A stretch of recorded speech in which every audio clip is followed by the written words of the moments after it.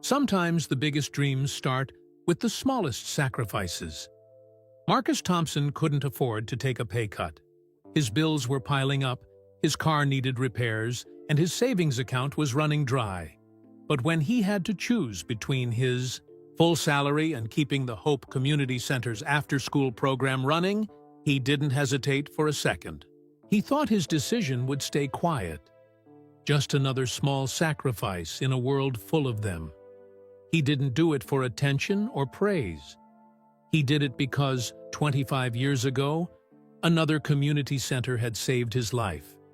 He never expected his late-night project documenting the center's impact would catch LeBron James's attention. He never imagined his small sacrifice would spark a movement that would change not just his life, but the lives of community centers across the country. But that's the thing about hope. It has a way of multiplying when you share it. Marcus Thompson's fingers trembled as he straightened his navy blue security guard tie in the reflection of the Hope Community Center's entrance. Behind the glass doors, he could hear the familiar sounds that made his job worth every second.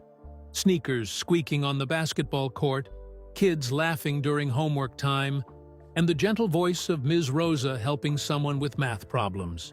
But today, those happy sounds made his heart heavy. Just 10 minutes ago, his boss, Mr. Chen, had called him into the small office near the front desk. The words still rang in his ears. "We've lost our main funding. We have to either shut down the after-school program or cut everyone's pay by 30%. 30%. Marcus did the math quickly in his head, just like he used to help the kids do.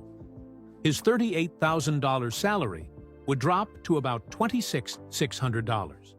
His rent alone was $1,200 a month.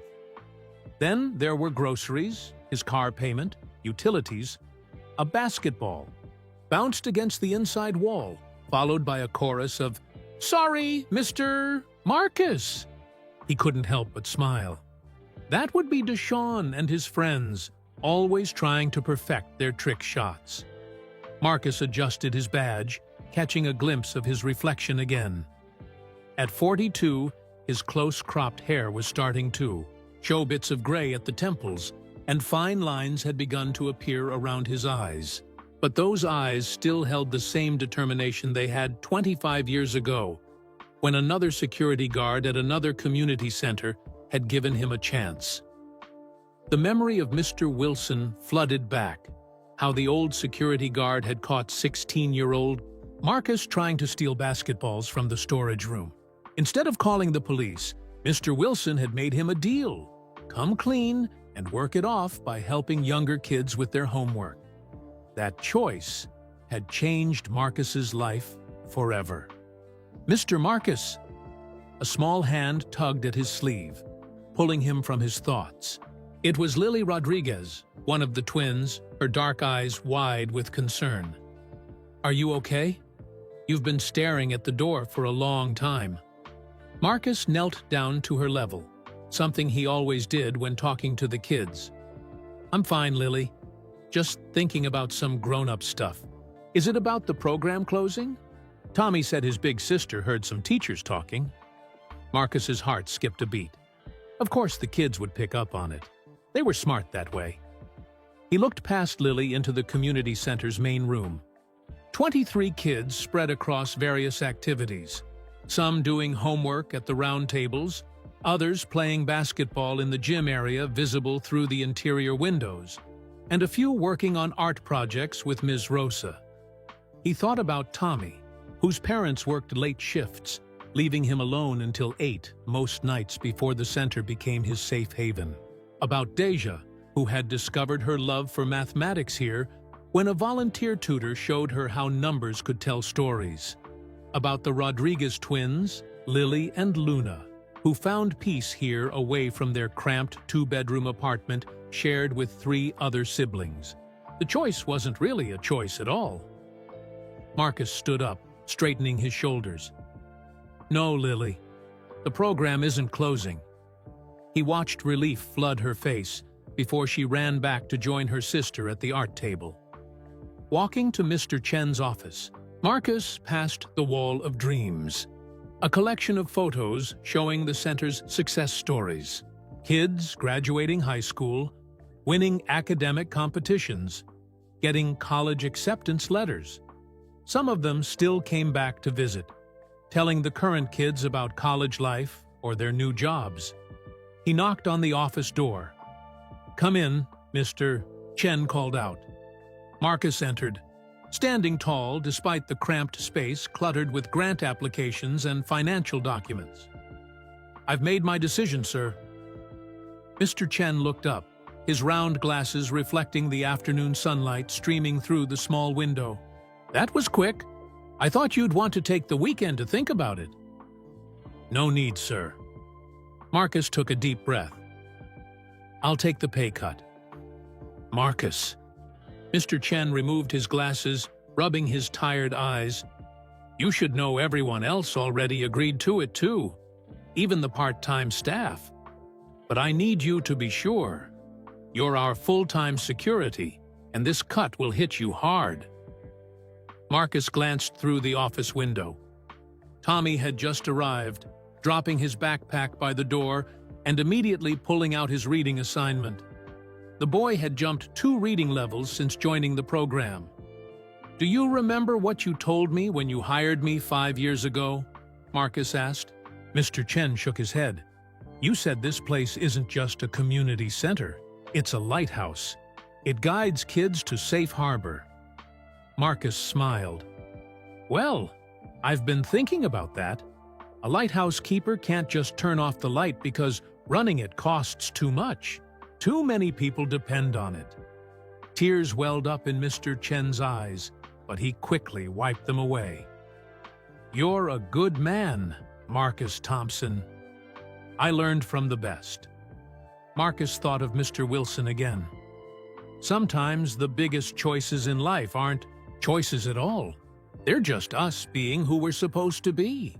As Marcus left the office, the afternoon sun streamed through the windows, casting long shadows across the community center floor. The basketball game had paused, and Deshaun caught his eye. "Everything okay, Mr. Marcus?" "Everything's fine," he answered, and he meant it. His mind was already working on solutions. Maybe he could pick up weekend shifts at the mall, or finally sell those vintage basketball cards he'd been collecting. There would be a way. There had to be. The center's front doors opened, and a new kid walked in hesitantly, clutching his backpack straps. Marcus recognized that look. He'd worn it himself once, decades ago, stepping into a similar center for the first time. "Welcome to Hope Community Center," Marcus said, walking over with a warm smile. "I'm Mr. Marcus. What's your name?" The boy looked up, uncertainty giving way to relief at Marcus's friendly tone. "James," he whispered. "Well, James, you've just found the best place in the city to do homework, make friends, and maybe even learn a few basketball tricks." Marcus winked. "Want me to show you around?" As James nodded, Marcus felt the weight of his decision lift from his shoulders. His wallet might be lighter, but his heart had never been more full. Sometimes, the most important choices in life aren't about what you give up, but what you choose to protect. Behind them, the sounds of hope echoed through the halls. Pencils, scratching on paper, basketballs bouncing, and children laughing. The lighthouse's light would stay on, no matter what it took. Marcus didn't know it yet, but this choice would set in motion a chain of events that would change not just his life, but the lives of everyone at Hope Community Center. But that was a story for another day. Right now, he had a new kid to welcome home. 2 weeks after showing James around the center, Marcus sat at his kitchen table, surrounded by bills spread out like a losing hand of cards. The morning sun filtered through his small apartment window, highlighting the red past due stamp on his electric bill. His first reduced paycheck had arrived yesterday, and reality was hitting harder than any basketball had ever hit him during his high school days. He took a sip of coffee from his Hope Community Center mug, a Christmas gift from the kids last year, and picked up his pencil. Time to do what he taught the kids. Break down big problems into smaller ones. Rent, utilities, car payment, he muttered, writing each one down. Food, gas, phone. His pencil paused at basketball card collection. He'd been collecting them. Since he was 12, each card carefully preserved in plastic sleeves. The Kobe Bryant rookie card alone was worth. His phone buzzed. A text from Mr. Chen. James showed up early again, asking for you. Marcus smiled, remembering how quickly the shy new kid had opened up over the past 2 weeks. Just yesterday, James had joined the afternoon basketball practice, his awkward shots drawing patient guidance from Deshaun rather than the teasing Marcus had worried about. The bills could wait. Marcus grabbed his security uniform and headed out, pausing only to check his reflection in the hallway mirror. The uniform was getting a bit worn. Replacing it would have to wait. At the center, James sat on the front steps, homework already spread out beside him. Mr. Marcus! The boy's face lit up. I got a B+ on my math test. That's what I'm talking about. Marcus high-fived him. See what happens when you stick with it? Inside, Marcus found a notice on his desk. The heating company would be doing their annual inspection next week. His stomach tightened. Last year's inspection had found minor issues, but they'd had budget room for repairs then. The morning passed quickly. Marcus helped Tommy with his reading during his break, watched Deja solve an equation that even made Ms. Rosa scratch her head, and broke up a minor argument between the Rodriguez twins over who had borrowed whose pencil. During lunch, he slipped into the storage room with his laptop, a habit he'd started since taking the pay cut. While the kids ate, he scrolled through job listings, mall security, night watchman, parking attendant. Everything either conflicted with his center hours or paid too little to make a difference. A knock on the door made him quickly close the laptop. It was Deshaun. Mr. Marcus? Can I ask you something? Always. Deshaun shifted his weight from one foot to the other. My mom says the center's having money problems. She heard about the pay cuts. He paused, pulling something from his pocket. I've been saving for new basketball shoes, but maybe the center could use it more? Marcus's throat tightened as he looked at the crumpled $20 bill in Deshaun's hand. Come here, young man, he said, pulling up a folding chair. That's one of the most generous things anyone's ever offered this place. But you keep that money. You've been wearing those same shoes for a year now, and they're falling apart. But the grown-ups here, we made our choice because that's what grown-ups do. We figure things out. Marcus placed his hand on Deshaun's shoulder. Your job is to keep working hard, keep helping the younger kids with their game, and keep being the thoughtful young man you are. Deal? Deshaun nodded, but his eyes had caught something behind Marcus. What's that? Marcus turned to see his laptop. Screen had lit up, showing a local pawn shop's website. He quickly closed it, but Deshaun's eyes had widened with understanding. Mr. Marcus? Hey, sometimes we all need to make adjustments, Marcus said lightly. Now, didn't you promise to help James with his jump shot? That evening, after the last kid had gone home, Marcus drove to Larry's Collectibles and Pawn. His basketball card collection sat in a box on the passenger seat, each card a memory of childhood dreams and hard-earned allowances. The shop's bell chimed as he entered. Larry, a white-haired man who looked like he'd been born wearing a cardigan, peered at him over reading glasses. What have you got there, friend? An hour later, Marcus walked out with significantly less weight in his box, but enough cash to cover his overdue bills and put some aside for the center's upcoming heating inspection. His Kobe Bryant rookie card was still in his pocket. He couldn't bring himself to sell that one. Not yet. At home that night, Marcus pulled out his other secret project. A notebook filled with stories about the center's kids. Success stories, funny moments, small victories.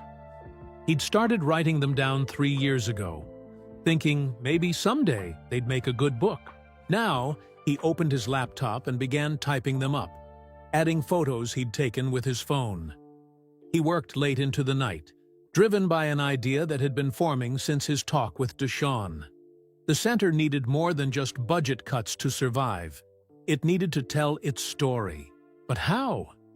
His eyes fell on a newspaper clipping pinned to his wall. Local Youth Center Changes Lives. It was from 1997, featuring a younger Mr. Wilson standing with a group of teens. Marcus was in that photo, though few would recognize the scared 16-year-old with the tough guy scowl. The article had brought donors to that center. Maybe Marcus opened a new browser tab and searched how to create social media campaigns. At his age, social media felt like a foreign language, but he'd learned English as a second language in school. He could learn this too. As midnight approached, his phone buzzed with another text from Mr. Chen. Heat inspector called. They can only come Monday. Hope you'll be there. Marcus looked at his newly depleted savings, then at the Kobe card on his desk. Some choices were hard. Some weren't choices at all. He texted back, "I'll be there." Then he turned back to his laptop, to his stories, to his plan. Somewhere between the late-night glow of his screen and the weight of the choices he'd made, a spark of hope flickered to life. He didn't know anything about going viral or social media influence, but he knew about persistence. He knew about believing in something bigger than yourself. And sometimes, that's all you really need to know. The next morning, Marcus's eyes were heavy from lack of sleep, but his mind was sharp with purpose. He'd spent hours reading about social media strategies, and though most of it felt like trying to read Chinese, one thing had stuck with him. Tell stories that matter. Well, he had those in abundance. He arrived at the center early, his security uniform freshly pressed despite its wear. The morning light painted the basketball court in warm stripes through the high windows. As he made his coffee in the break room, he heard the familiar sound of pencils scratching on paper. Deja was already there, bent over a notebook filled with numbers. At 12, she was the center's resident math genius, though she'd deny it if. "You told her so." "You're here early," Marcus said, pulling up a chair. Deja looked up, her dark braids swinging. "The Math Olympics are next month. I've been practicing." Marcus peered at her notebook. The equations looked like alien language to him, but he recognized the determination in her eyes. It was the same look she'd had 6 months ago when she'd first arrived at the center. He remembered that day clearly. She'd been sitting alone, struggling with basic multiplication. Her mother had enrolled her after taking on a second job as a night nurse. "She's falling behind," her mother had said, exhaustion clear in her voice. "I can't help her like I used to." Now, watching Deja solve complex equations, Marcus pulled out his phone and pressed record. "Hey, Deja, would you mind telling me about what you're working on?" She lit up, launching into an explanation about variables and functions that went way over his head. But her passion shone through every word. Later that morning, Tommy arrived, clutching a book report. At 9, reading was still his biggest challenge, but his art told different stories. Marcus watched as he settled into his usual corner, surrounded by colored pencils and paper. "How's the report coming, champ?" Marcus asked. Tommy's shoulders slumped. "Not good. The words keep jumping around." Marcus sat down beside him. "Remember what Ms. Rosa said about taking it slow? Let's try something." He pulled out his phone again. "Tell me about your favorite part of the book, but tell it through your drawings." For the next 15 minutes, Tommy's pencils flew across the paper, creating vivid scenes from Bridge to Terabithia. As he drew, he spoke with growing confidence about the characters, the magic, the friendship. Marcus recorded it all. The Rodriguez twins arrived next, Luna and Lily bursting through the doors like small hurricanes of energy. Their father dropped them off on his way to his construction job, their mother already at work in the hospital cafeteria. "Mr. Marcus," Luna called out, "we got permission to hang our science project." The twins had transformed a corner of the Reeve Center into a miniature ecosystem, complete with plants they'd grown from seeds. What had started as a school assignment had become a passion project, giving them a sense of peace and purpose amid their crowded home life. Marcus filmed them explaining their project, their enthusiasm infectious, as they pointed out each plant and its purpose. Their English still carried traces of their parents' Spanish accent, but their scientific knowledge flowed smoothly. As the day progressed, Marcus kept recording these small moments. Deshawn teaching James the proper form for a jump shot. A group of kids collaborating on homework, explaining concepts to each other in ways teachers never thought to try. Even the quiet moments. A child finding solace in a book. Another discovering the joy of solving a difficult math problem. During his lunch break, he reviewed the videos, adding them to his growing digital collection. Each clip told a story of transformation, of potential being unlocked, of hope taking root and growing. The afternoon brought a surprise visit from Deja's mother, still in her nurse's scrubs from the night shift. She looked exhausted but proud as she watched her daughter working with younger kids on their math homework. "I never thought I'd see this," she told Marcus quietly. Last year, she was ready to give up on math entirely. Now look at her. Marcus seized the moment. "Would you mind sharing that story?" he asked, holding up his phone. Her testimony was powerful in its simplicity. "This place didn't just help her with math," she said, wiping away tears. "It gave her confidence. It gave her purpose. And it gave me peace of mind knowing she's safe while I work." As the day wound down, Marcus found James sitting alone on the basketball court, bouncing a ball absently. "Everything okay, James?" The boy caught the ball, holding it tight. "My dad called today. He's not coming home next month like he promised." Marcus knew James's father was deployed overseas. The center had become James's anchor in a world that kept shifting under his feet. "Want to talk about it?" James shook his head, then paused. "Actually, can I show you something?" He pulled out his phone, showing Marcus a video chat with his father from last week. James had excitedly shown off his improved basketball skills, taught to him by Deshawn and the other kids. "Dad said he was proud of me," James said softly. "Not just for the basketball. For making friends here." Marcus added James's story to his collection that evening, after all the kids had gone home. Sitting in his small office, he began piecing together the videos, photos, and stories. Each one was a thread in the larger tapestry of what the Hope Community Center truly meant. His phone buzzed, a reminder about Monday's heating inspection. The estimate would likely be high, and his savings were nearly depleted. But looking at the stories he'd collected today, Marcus felt that spark of hope grow stronger. These kids weren't just statistics in a funding report. They were mathematicians, artists, scientists, athletes, and dreamers. Their stories deserved to be heard. As he worked late into the night again, a notification popped up on his laptop. Someone had responded to his first social media post, a simple photo of the center at sunrise with the caption, "Where hope begins each day." The comment read, "I used to go to a center like this. It saved my life." Marcus smiled, thinking of Mr. Wilson and that long-ago day when he'd been caught trying to steal basketballs. Every story had a beginning. Maybe this was just the start of theirs.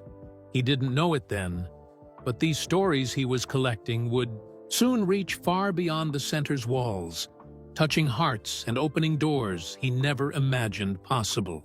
But for now, he had one more story to add, his own.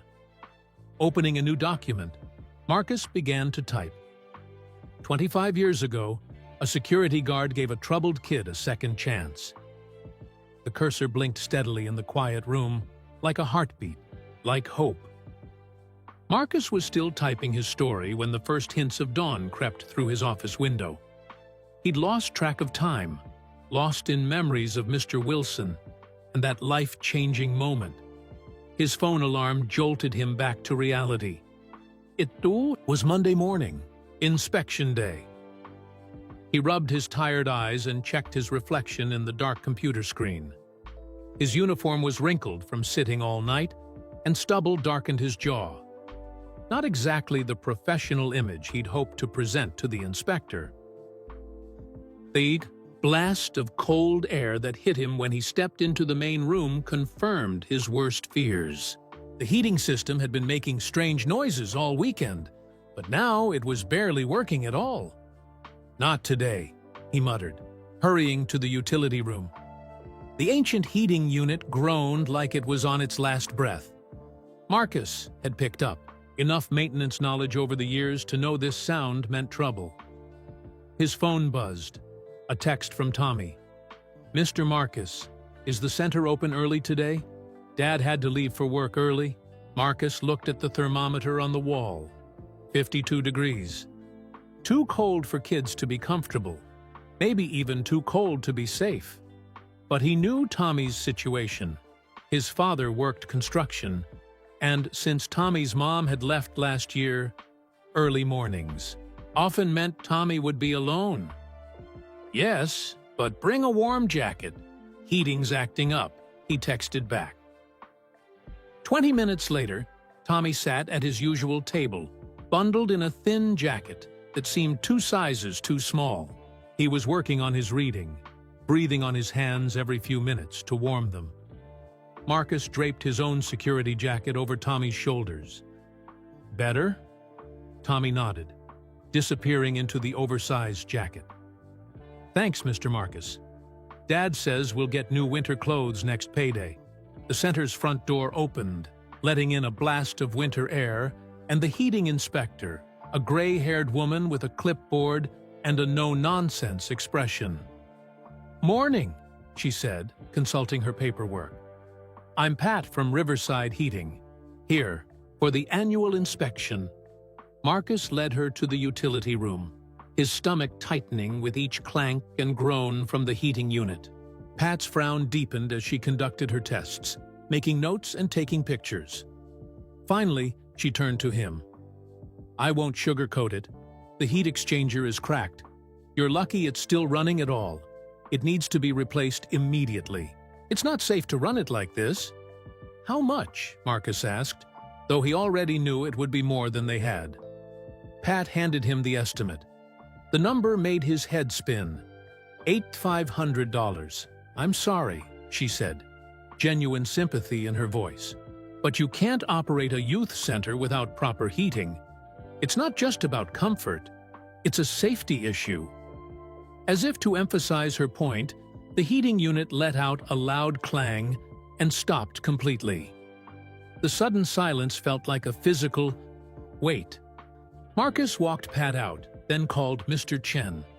No answer. He was probably in his morning meeting with the board. Marcus left a message, trying to keep his voice steady. By now, more kids were arriving.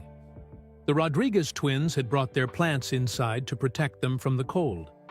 Deja sat with her math books, wearing mittens as she wrote. Deshawn and James were trying to keep warm by shooting baskets, but their breath clouded in the cold air.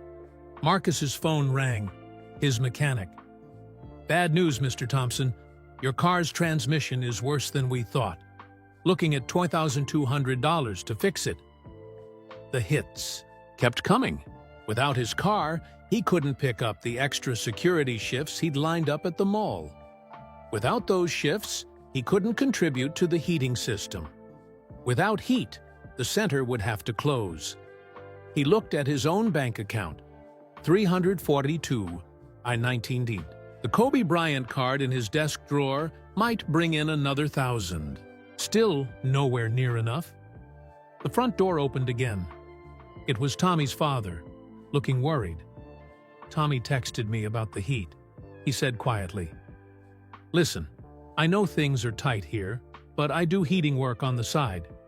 Maybe I could take a look?"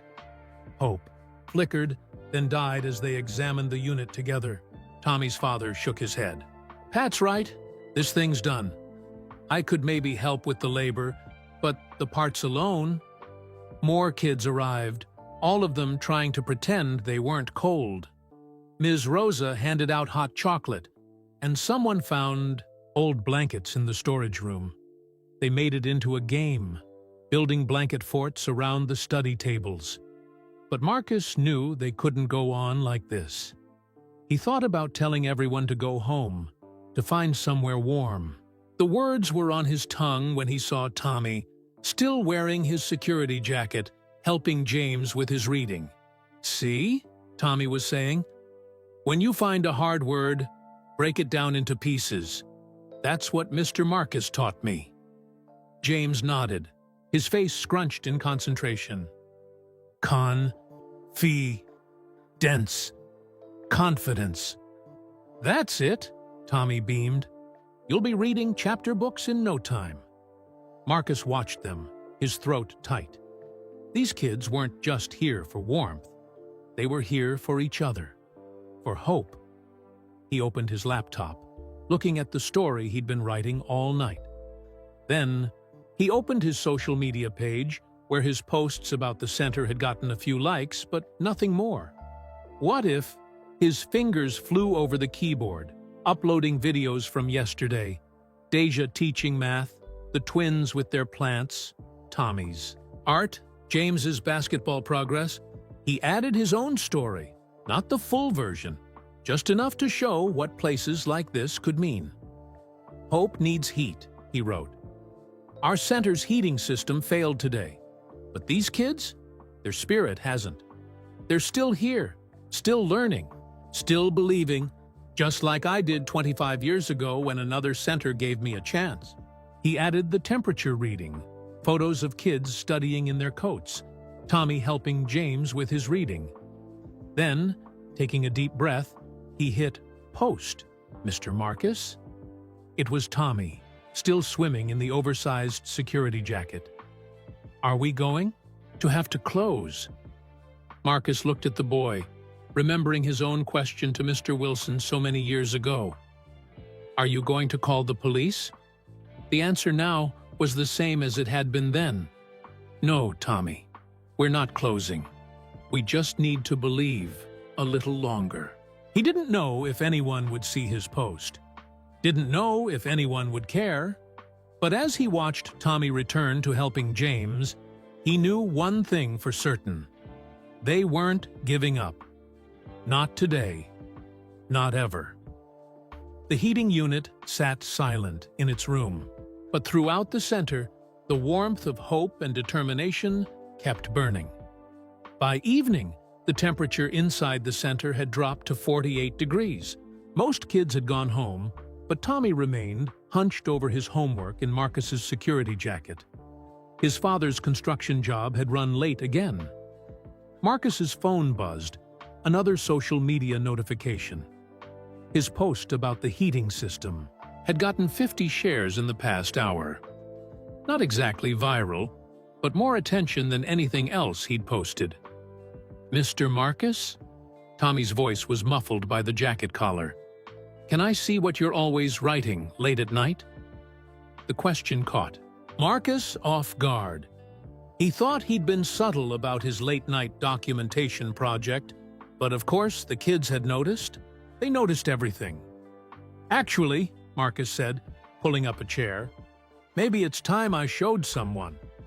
He opened his laptop, revealing folders filled with videos, photos, and documents. Each folder had a name: Tommy's reading journey, Deja's Math Olympics, Rodriguez twins' science project. James's basketball progress. Tommy's eyes widened as Marcus clicked through the files. There he was, 6 months ago, struggling to read a simple sentence. Then 3 months ago, finishing his first chapter book. Last week, helping James with reading. You've been recording everything? Marcus nodded. Not just recordings. I've been writing about everyone's stories, about what makes this place special. He opened another folder labeled Center History and pulled up the document he'd been working on all night. 25 years ago, Tommy read slowly, a security guard gave a troubled kid a second chance. That troubled kid was me, Marcus said quietly. The security guard was Mr. Wilson at another center across town. I tried to steal their basketballs because I couldn't afford my own. Instead of calling the police, Mr. Wilson made me volunteer with younger kids. Tommy looked up at him, understanding dawning in his eyes. Like, how you help us. Exactly. These centers, they're more than just buildings. They're like lighthouses, remember? They guide people home. That's why I've been collecting these stories. I thought if people could see what really happens here. His phone buzzed again. The post had jumped to over 100 shares. Comments were pouring in. My local center kept me off the streets in the 90s. These places save lives. How can we help? Marcus's hands shook slightly as he showed Tommy the responses. See? People do care. They just need to be reminded sometimes. The Retidu Center's front door chimed. It was Mr. Chen, looking both worried and excited. Marcus, have you seen? He stopped, noticing the open laptop. So this is what you've been working on? Before Marcus could answer, Tommy jumped in. Mr. Marcus has been recording everything. All our stories, like a movie about hope.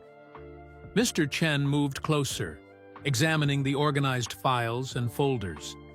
His eyes lingered on the view counter of Marcus's latest post, which had now crossed 200 shares. How long have you been doing this? 3 years, Marcus admitted. At first, I just thought it might make a good book someday. Then when the funding got cut, I started learning about social media. I thought maybe if people saw what we do here. Show me, Mr. Chen said, pulling up another chair. For the next hour, as Tommy worked on his homework nearby, Marcus shared his project. The hundreds of photos capturing small victories and big breakthroughs, videos of kids helping each other, learning, growing, the written stories of transformations he'd witnessed. Remember Malik? Marcus pulled up a video from 2 years ago. He couldn't multiply when he came here. Now he's in advanced math at the high school. And Sarah, the girl who wouldn't speak to anyone? She just made the debate team. Mr. Chen wiped his glasses, his hands trembling slightly. All this time, you've been building our history, our proof. Our lighthouse, Marcus finished. His phone buzzed again. The local news station had shared his post, adding their own message. Remember our story about Hope Community Center from last month? They need help. Let's show them what community means. Tommy, who had been quietly listening, suddenly sat up straight. Mr. Marcus, look! A new comment had appeared on the post. I run a heating company in the next county. Pro bono, work for centers. Like this is part of our community service program. DM me. Marcus's fingers flew over the keyboard, sending a private message. His heart raced as he waited for a response. Mr. Chen was still scrolling through the project files, his expression a mix of awe and determination. The board meets tomorrow morning. I want to show them this, all of it. But, Marcus started. No buts. This isn't just about the heating system anymore. This is about showing them what we really do here. what you've been seeing and recording all along. Tommy's father arrived just then, apologizing for being late. As Tommy packed up his books, he turned to Marcus. "Can I come in early tomorrow to see what happens with the heating company?" "Of course," Marcus smiled. "But wear your own jacket tomorrow. I need this one back." Tommy shrugged off the security jacket reluctantly. "Thanks for letting me borrow it. And Mr. Marcus, thanks for recording our stories, even the hard parts." After they left, Marcus and Mr. Chen stayed late, preparing for the board meeting. They selected the most powerful stories, the clearest examples of the center's impact. Marcus's phone kept buzzing with notifications, the post now reaching thousands. "You know what this reminds me of?" Mr. Chen said, watching Marcus organize the presentation. "That article about your old center, the one that brought them donors after featuring Mr. Wilson." Marcus paused.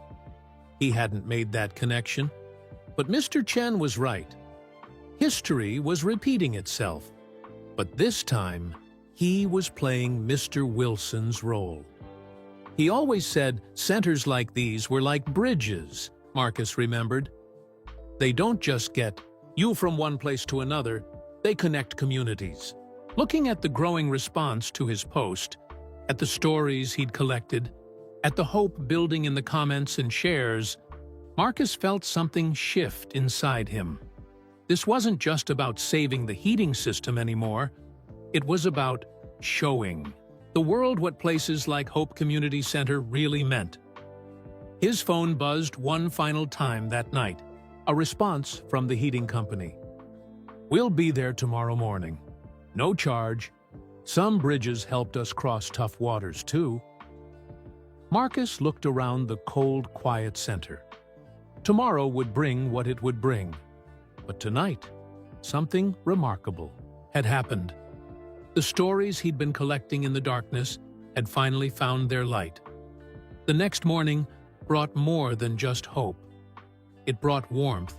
The heating company crew arrived before dawn, their trucks filling the center's small parking lot.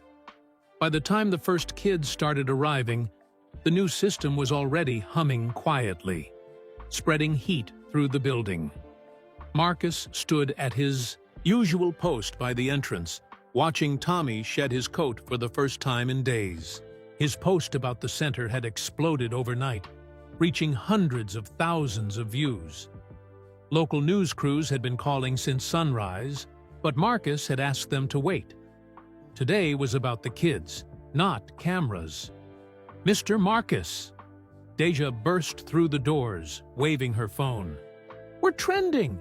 My mom showed me all the comments about our math videos."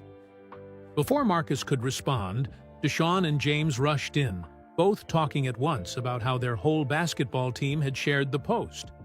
The Rodriguez twins followed, announcing that their science teacher had shown Marcus's video of their ecosystem project to the entire class. Mr. Chen emerged from his office, beaming. "The board meeting's been moved up to this afternoon. They've seen the social media response. And Marcus," he paused, his smile widening, "3 different organizations have already contacted us about funding." The morning passed in a blur of excitement. Kids who had never spoken to the local news found themselves proudly showing off their achievements, all captured in Marcus's videos. The story of Hope Community Center was spreading, touching hearts far beyond their neighborhood. It was during afternoon basketball practice that everything changed. Marcus was watching Deshaun teach James a new dribbling technique when he noticed a tall figure in a gray hoodie standing in the doorway. His security instincts kicked in. They didn't allow unknown adults to watch the kids without checking in first. But as he approached the figure, something about the man's stance, the way he watched the basketball game with such focused attention, seemed familiar. The man turned slightly, and Marcus's heart nearly stopped. LeBron James, the NBA legend, pulled down his hood, a warm smile spreading across his face. "Hope you don't mind me dropping by. That post about your center, it reminded me of where I started." Marcus stood frozen, his security training warring with his inner basketball fan. We. How did you? LeBron laughed quietly. My foundation tracks stories like yours. Community centers, youth programs, they're close to my heart. When I saw what you were doing here, he gestured to where Deshaun was still patiently working with James. This is where it all begins, right? By now, the kids had noticed their visitor. The basketball stopped mid-dribble. Jaws dropped. Phones appeared, then disappeared just as quickly. These kids might be starstruck, but they had manners. Deshaun was the first to find his voice. Are you really? LeBron walked onto the court, picking up the forgotten basketball. I hear you're the one teaching the new kids. Mind showing me what you've got? What followed was nothing short of magic. The NBA star spent an hour with the kids, not just playing basketball, but listening to their stories. He sat with Deja as she explained her Math Olympics preparation, nodded appreciatively at the twins' ecosystem project, and praised Tommy's artwork. You know what I love about this place? LeBron said later as the kids gathered around him. It's not just about basketball, or math, or art.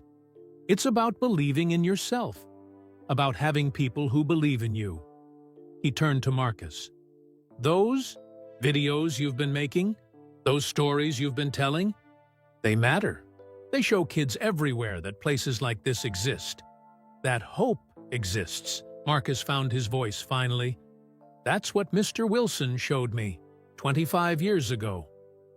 Tell me about him, LeBron said. And Marcus did. He told the whole story. The two attempted theft, the second chance, the path that led him from troubled kid to devoted security guard.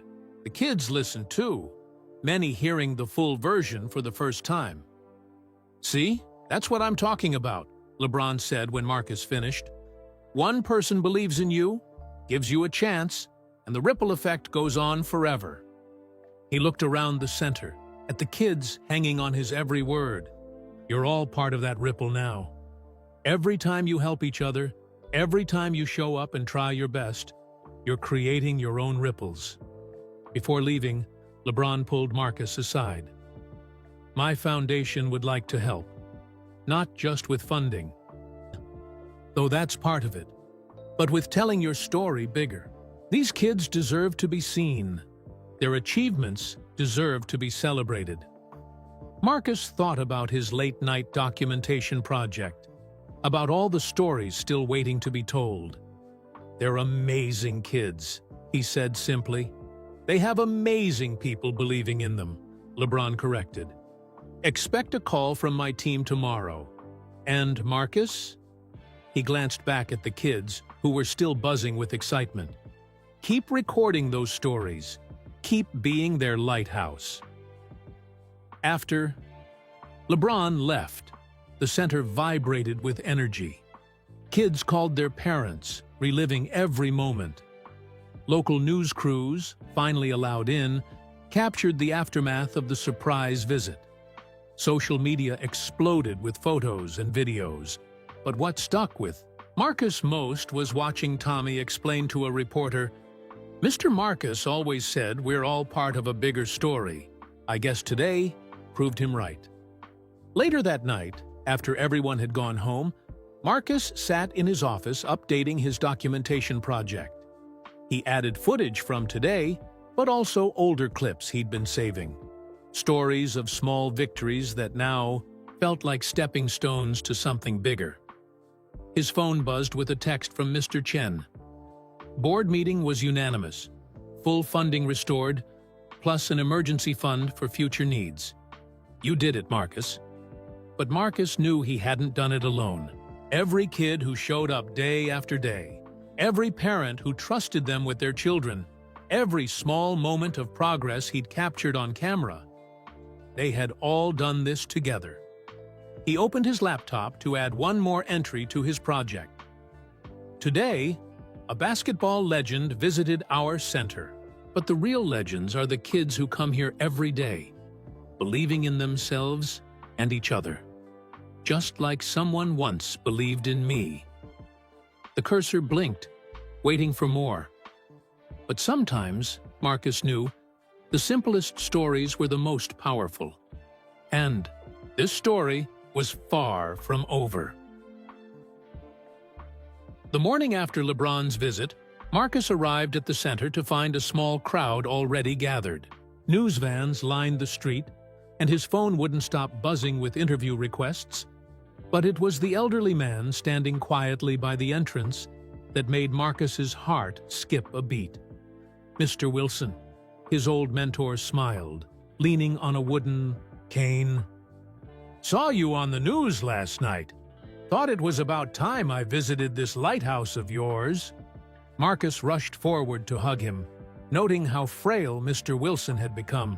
The man who had once seemed larger than life now felt delicate in his arms, but his eyes still held that same unwavering strength.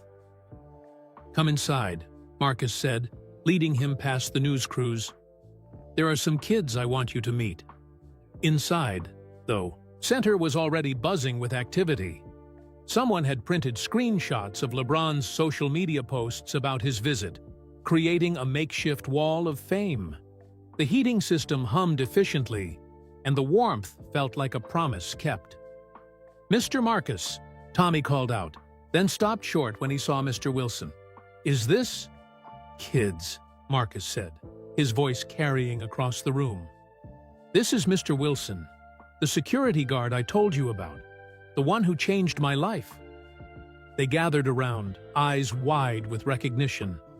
To them, Mr. Wilson had been almost mythical, the starting point of their own story, in a way. "Would you tell us?"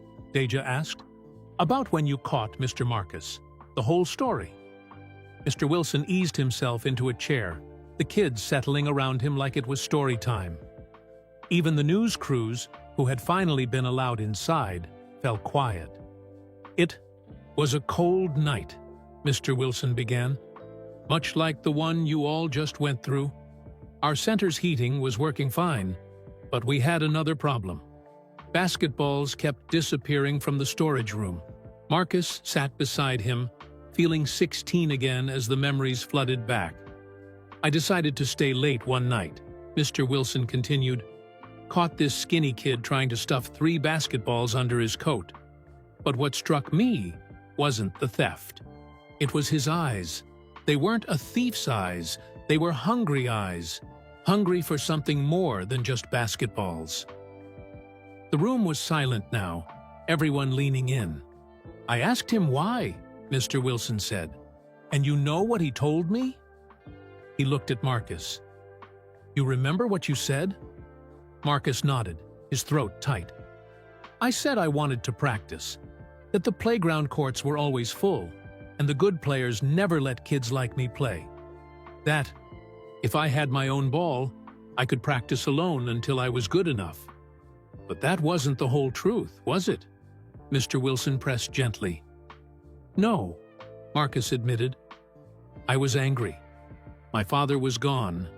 My mother was working 3 jobs. And I was failing. Every class. Basketball felt like the only thing I could control. The only thing that made sense." Mr. Wilson picked up the story again. "So, instead of calling the police, I made him a deal. Come to the center every day after school. Help the younger kids with their homework, even though he was failing his own classes. And in exchange, he could use the court whenever he wanted." "Did you know it would work?" James asked, clutching his own basketball. "No," Mr. Wilson chuckled. "But I knew this. Sometimes people just need someone to see past their mistakes to who they could become." Marcus stood up, walking to his office. He returned with a framed photograph, the same one he kept on his wall. "This was 6 months later," he said, showing it to the kids. "My grades had gone from F's to B's. Turned out helping younger kids with their homework made me learn it better myself." The photo showed a teenage Marcus, still trying to look tough but failing to hide a proud smile standing with Mr. Wilson and a group of kids. "But that's not the real story," Mr. Wilson said, his voice growing stronger. "The real story is what happened next. Marcus didn't just turn his own life around.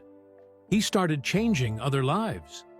Mr. Wilson pulled out his phone, slowly navigating to a saved article. This was from his senior year. "Local teen transforms youth program." You see, Marcus didn't just help with homework. He created a whole new tutoring system. Kids teaching kids, because he understood something I never did. Sometimes the best teacher is someone who just walked the same path. Marcus hadn't seen this article in years. Memories flooded back, creating study groups, organizing basketball tournaments where kids had to maintain good grades to play, starting a weekend reading program. "That's what gave me the idea to record everything here," Marcus realized aloud. "Because I remembered how that article brought more attention to our center, more funding, more opportunities. And now history repeats itself," Mr. Wilson smiled. "But bigger." As if on cue, Marcus's phone buzzed. LeBron's foundation was already working on a documentary about community centers across the country. Hope Community Center would be featured prominently. "You want to know the real story?" Mr. Wilson asked the kids. "It's not about basketballs or security guards or even second chances. It's about ripples. Every good deed, every moment of kindness, every time someone believes in you, it creates ripples that go on forever." He turned to Marcus. "Remember that kid, about a year after we caught you? The one who reminded you so much of yourself?" Marcus nodded slowly. "Michael, tell them." Marcus took a deep breath. He was like me, angry, struggling, looking for something to believe in. I caught him trying to steal gym equipment, and just like Mr. Wilson did with me, I made him a deal.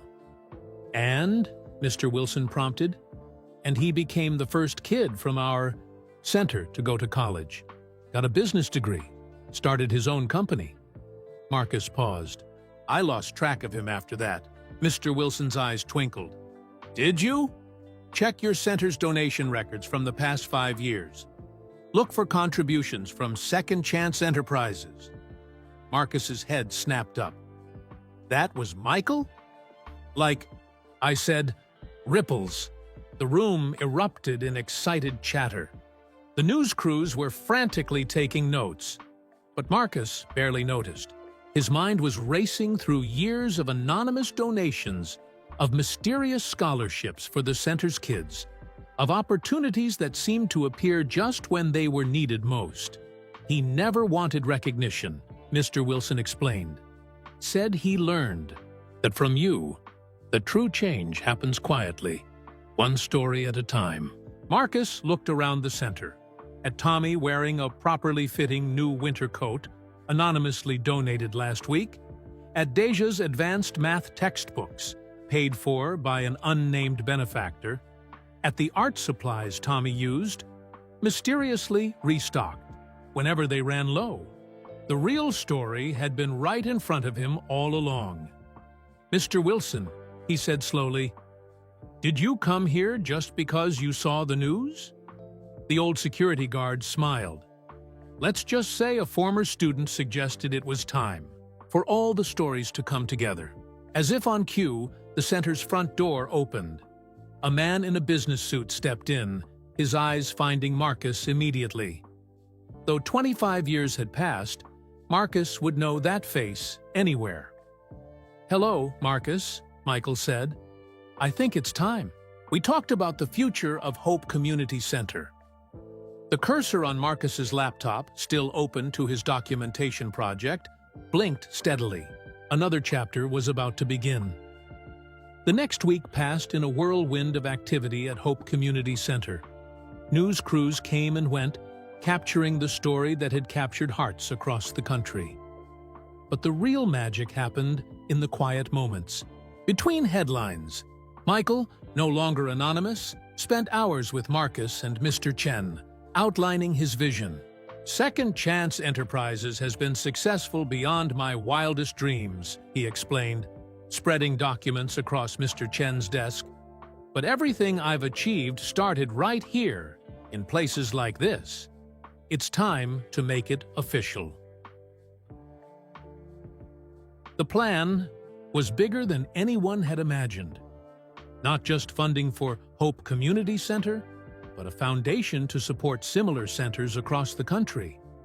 LeBron's team had already agreed to partner with them, but first, they had a celebration to plan. On a bright Saturday morning, the center's gymnasium filled with people from every chapter of its story. Kids and parents, staff and volunteers, news crews and community leaders. Mr. Wilson sat in a place of honor, his cane adorned with ribbons by the Rodriguez twins. Marcus stood at the podium, adjusting his security uniform one last time. Some had suggested he wear a suit for the occasion, but this felt right. This was who he was. 25 years ago, he began. A security guard looked at a troubled kid and saw something worth saving. He smiled at Mr. Wilson. Today, we're not just celebrating a donation or a partnership. We're celebrating the power of belief, the power of second chances. He gestured to Michael, who stood with his own family. My friend here proved that power doesn't end with one story. Every kid who walks through these doors carries that same potential. Every act of kindness creates ripples we might never see. Tommy raised his hand from the front row, practically bouncing in his seat. Marcus nodded, and the boy stood up. Mr. Marcus helped me learn to read, Tommy announced proudly. Now I help James with his reading. And yesterday, James helped a new kid with his homework. Exactly, Marcus smiled. That's how hope works. It grows every time we share it. LeBron's Foundation representative stepped forward then, presenting their official partnership agreement. But it was Michael's announcement that brought tears to eyes across the room. Second Chance Enterprises is establishing a permanent endowment, he declared, not just for programs and maintenance, but for college scholarships. Every kid who comes through these doors will have a chance at higher education. The room erupted in cheers. Deja hugged her mother, both crying happy tears. The Rodriguez twins danced in circles. Deshaun and James exchanged high fives that turned into hugs. But Michael wasn't finished. And one more thing. The board has voted unanimously. Marcus Thompson, we want you to be the new program director of Hope Community Center. Marcus gripped the podium, stunned. But I'm just a security guard. No, Mr. Wilson spoke up, his voice carrying across the suddenly quiet room. You're a lighthouse keeper. Always have been. As the applause washed over him, Marcus looked out at the faces before him. He saw Tommy, wearing a properly fitted coat at last. Deja, clutching her Math Olympics first-place trophy. The Rodriguez twins, their science project now expanding into a community garden program. Deshaun and James, inseparable friends despite their different backgrounds. I accept, Marcus said finally. On one condition. He walked to the storage room and returned with his security uniform jacket, the one that had kept Tommy warm during the heating crisis. This stays at the front desk, because sometimes kids just need to know there's warmth waiting for them. Later, that evening, after the crowds had gone and the news crews had packed up their cameras, Marcus sat in his office, soon to be his new office, with Mr. Wilson and Michael. Did you ever imagine, Michael asked, that day when you caught me, trying to steal those weights? Marcus shook his head. I just knew I had to do for you what Mr. Wilson did for me. And that's why you'll be perfect for this role, Mr. Wilson said, because you never forgot what it feels like to need a second chance. Marcus opened his laptop one last time that day. His documentation project had grown into something bigger, the start of a program they would implement at centers across the country. Every story mattered. Every victory, no matter how small, deserved to be celebrated. He added one final entry. Today, hope came full circle. But circles don't end. They just keep growing wider, reaching further, touching more lives. And somewhere out there, another kid is walking into a community center for the first time, carrying dreams their teeth, afraid to believe in. Another lighthouse keeper is waiting to show them the way home. The cursor blinked one last time as Marcus saved the file. Outside his office window, he could see Tommy teaching James a new reading strategy. Beyond them, Deja was explaining AE, math concept, to the Rodriguez twins. And at the front desk, his security jacket hung ready. A simple reminder that warmth and welcome awaited anyone who walked through those doors. Some stories end, but the best ones? They just keep creating new beginnings. And at Hope Community Center, every day brought a new chapter waiting to be written. From a security jacket becoming a symbol of warmth to a community coming together, every small act of kindness has the power to create ripples of hope. If Marcus and the Hope Community Center's story touched your heart today, let us know where you're watching from in the comments below. Don't forget to hit that like button and subscribe too. Join our storytelling family. Every like helps share these stories of hope with more people who might need them. For another inspiring story about everyday heroes making extraordinary differences, click the video appearing on your screen right now. Thank you for being part of this journey. Remember, somewhere out there, a lighthouse keeper is waiting to guide someone home.